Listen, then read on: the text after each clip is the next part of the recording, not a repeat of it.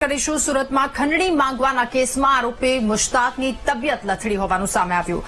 RTI activist અને કથિત પત્રકાર બની ખંડણી માંગતો હતો।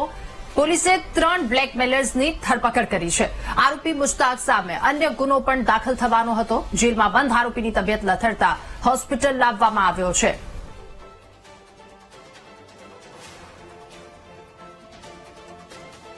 તો આરોપી મુશ્તાકની સામે અન્ય ગુનો પણ દાખલ થવાનો હતો। સુરતમાં આરટીઆઈ એક્ટિવિસ્ટ બની અને તેના દ્વારા તોડ કરવામાં આવતો હતો। નકલી પત્રકાર બની તોડ કરવામાં આવતો। પોલીસે 3 બ્લેકમેલર્સની ધરપકડ કરી છે।